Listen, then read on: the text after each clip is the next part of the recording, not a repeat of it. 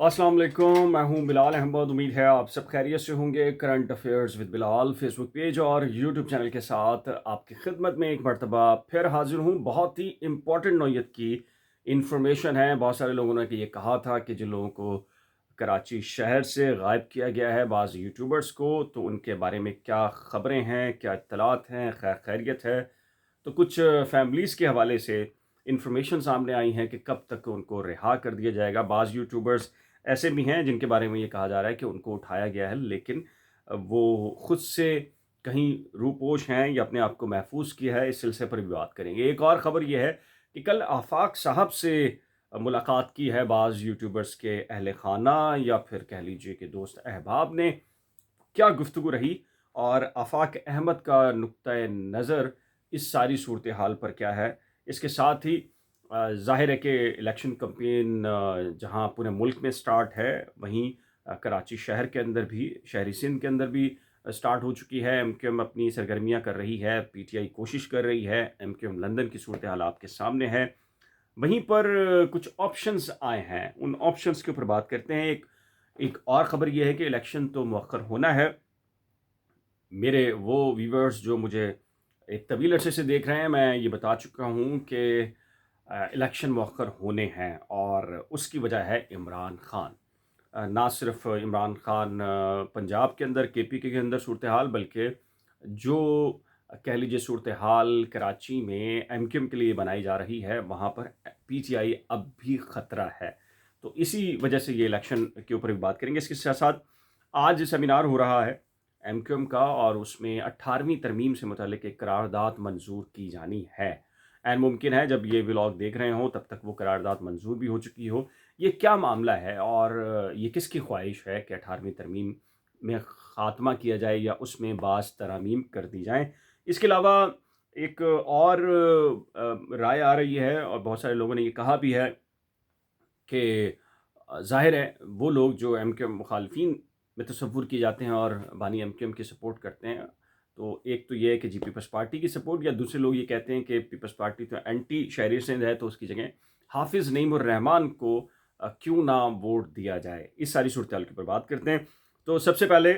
तो मैं आपके सामने ये बता देता हूँ कि जी 18वीं तरमीम पर मुख्तसर बात करता हूँ, फिर उसके बाद आपको सूरत हाल बताता हूँ। जी हाँ, 18वीं तरमीम में बाज़ ऐसी तरामीम हैं जो जिस पर ये 2010 में मंजूर की गई थी, पीपल्स पार्टी की हुकूमत थी और इसको डिसेंट्रलाइज की गई थी पॉलिसीज़ या अख्तियारात को, और सूबों को तखफीज़ किया गया था ये मामला। लेकिन पाकिस्तान की जो इस्टेब्लिशमेंट फ़ौज है वो इस तरमीम या इस कह लीजिए 18वीं तरमीम से जो है वो नाला हैं, सख्त इसके ख़िलाफ़ तसव्वुर किए जाते हैं और गाहे बगाए उनकी जानिब से ये कोशिश रही है कि 18वीं तरमीम को ख़त्म किया जाए। दुनिया जो है वो वन यूनिट को ख़त्म करके डिसेंट्रलाइज़ करती हैं अपने अख्तियारात को, ताकि मामलात निचली सतह के ऊपर अच्छे तरीके से चलाए जा सकें। मेयर के ऊपर अख्तियारात दिए जाते हैं, सीएम को अख्तियारात दिए जाते हैं, या मिनिस्ट्रीज़ की सतह के ऊपर निचली सतह पर अख्तियार दिया जाता है। लेकिन पाकिस्तान एक ऐसा कंट्री है जहाँ पर इस्टेब्लिशमेंट इसकी मुखालिफ है और इस्टेब्लिशमेंट का ये कहना है कि इस 18वीं तरमीम के बायस जहाँ सूबों को अख्तियारात दिए गए, उसकी वजह से बहुत सारी चीज़ें नेशनल इंटरेस्ट के ख़िलाफ़ गई हैं। जहाँ यानी कि जहाँ सिंध की और बलूचिस्तान की बात की जाए तो वहाँ पर इसका नाजायज़ इस्तेमाल किया गया है, करप्शन बढ़ी है। बहुत सारे ऐसे मामलात हुए हैं जिसमें एस्टेब्लिशमेंट का ये कहना है कि इस तरमीम को 18वीं तरमीम को ये तो मुकम्मल तौर पर ख़त्म होना चाहिए, या कम से कम इसमें बुनियादी वो तरामीम जिसकी वजह से एस्टेब्लिशमेंट अनकम्फर्ट समझती है अपने आप को, या चेक एंड बैलेंस के निज़ाम को समझती है, उसको ख़त्म कर दिया जाए। और इसके लिए ज़ाहिर है कि मैं आपको कल भी बहुत तफसील के साथ बता चुका हूँ, इससे पहले भी बता चुका हूँ। तो फेवरेट ज़ाहिर है कि एमक्यूएम बनती है तो एमक्यूएम का सेमिनार और उसमें तमाम सियासी जमातों की शमूलियत, और उसके बाद एक करारदाद मंजूर की जाएगी कि जो अगले इंतखाबात होने हैं और उसके नतीजे में जो असम्बली बनेगी, तो वो बाज़ वो तरामीम जो इस्टेब्लिशमेंट के नज़दीक भी, या अब ज़ाहिर है कि एमक्यूएम पास कर रही है तो एमक्यूएम के नज़दीक उसमें तरमीम होनी चाहिए, तो उसमें ये के बाद दी गई उसमें तरमीम कर दी जाए। ज़ाहिर है कि ये सूरत हाल आइडियलिस्टिक ज़रूर है मौजूदा इस्टेब्लिशमेंट के लिए भी, کہ جو سیاسی خلا ہے اس کے اندر عمران خان بھی موجود نہیں ہیں اور دیگر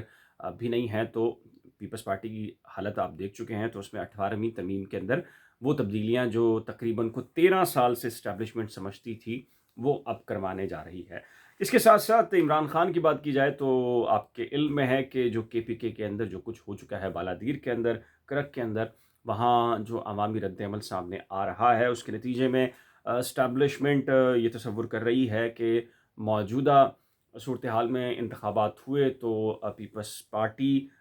کے خاتمے یا نواز شریف کو سامنے لے کر آنے کی صورتحال میں پی ٹی آئی ایک اپنا کہہ لیجئے کہ اثر و رسوخ دکھا سکتی ہے، خاص کر پنجاب کے اندر اور کے پی کے اندر، اور کراچی کے اندر بھی اس کا ووٹ بینک اب بھی موجود ہے۔ تو کیا کیا جائے؟ تو اس کے لیے بہترین طریقہ یہ ہے کہ پہلے یہ فروری سے مارچ یا فروری سے مارچ کی طرف انتخابات کی بات کی جائے، پھر اس میں کہا جائے کہ جی اس کے بعد رمضان المبارک اور عید کا سیزن ہے، تو پھر اس کے بعد یہ کہا جائے گا کہ جی سپٹمبر میں، اور پھر سپٹمبر کے بعد یہ انتخابات کب ہوتے ہیں؟ تب ہوں گے جب تک عمران خان ملک سے باہر نہیں بھیجے جا سکتے۔ یعنی کہ عمران خان کو ملک سے باہر بھیجنا اسٹیبلشمنٹ کے لیے بہت ضروری ہے۔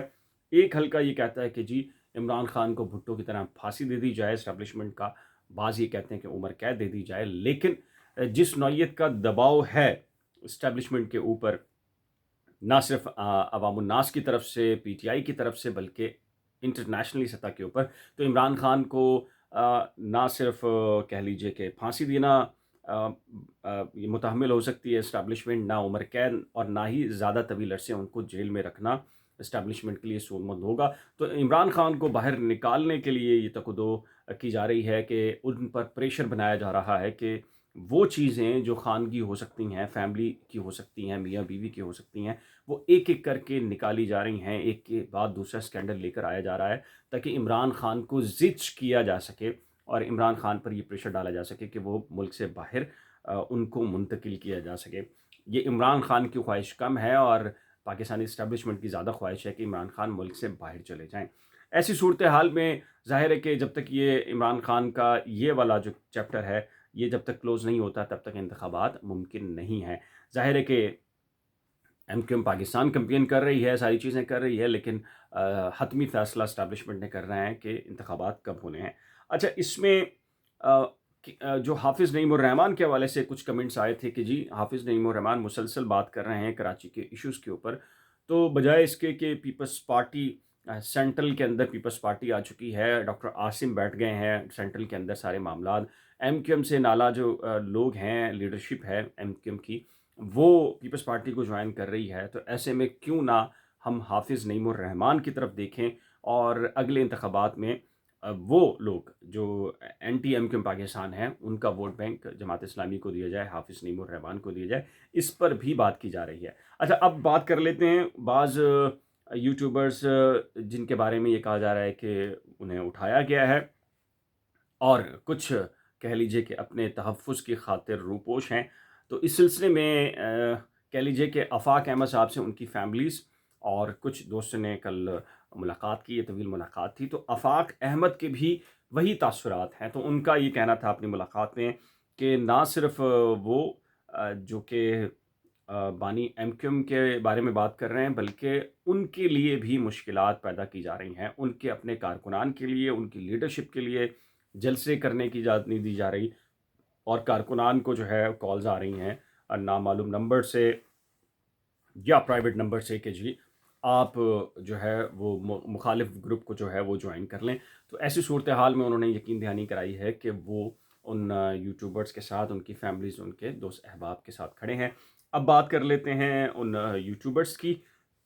تو علی سرور اس میں شامل ہیں۔ تو میری اطلاع کے مطابق یہ کہا جا رہا ہے کہ ایک ذرائع سے کنفرم ہوا ہے کہ ممکن ہے کہ جب یہ ولاگ دیکھ رہے ہوں تب تک وہ گھر پہنچ چکے ہوں، رہا کر دیا جائے ان کو، یا اطلاعات یہ ہیں کہ ایک دن کے اندر اندر ان کو ریلیز کر دیا جائے گا، کیونکہ اس پر پریشر بھی پیچھے سے بہت ڈیولپ ہوا ہے، ایک کمپین لانچ کی گئی، اور پھر بعض کہہ لیجیے کہ بڑے جو جرنلسٹ ہیں انہوں نے کچھ ٹویٹس بھی کیے، تو اس کے نتیجے کے اندر ایک چیز سامنے آئی ہے۔ باقی بعض ایسے یوٹیوبرز ہیں جن کے ولاگ نہیں آ رہے، تو ان کے بارے میں یہ ہے کہ ان کو اٹھا لیا گیا ہے شاید، لیکن ایسا نہیں ہے۔ وہ میری اطلاع کے مطابق آپ کہہ سکتے ہیں کہ اپنے تحفظ کی خاطر وہ روپوش ہیں، وہ بھی یقینی طور پر منظر عام پر آ جائیں گے۔ تو یہ وہ تفصیلات ہیں جو کچھ سوالات کیے گئے تھے، مجھ سے کہا گیا تھا کہ ان کے ان ساری صورتحال پہ بات کریں۔ تو اس سلسلے میں آپ کی رائے کیا ہے؟ اپنی قیمتی رائے کا اظہار نیچے دیے گئے کمنٹ سیکشن میں ضرور تحریر کیجیے گا۔ ایک نئے ولاگ کے ساتھ جلد ملیں گے، لیکن جانے سے پہلے ریکویسٹ ہے کہ اگر آپ میں سے ابھی تک کسی نے current affairs with Bilal Facebook page یا یوٹیوب چینل کو لائک، سبسکرائب، فالو نہیں کیا تو براہ کرم کر لیجیے گا۔ خدا حافظ۔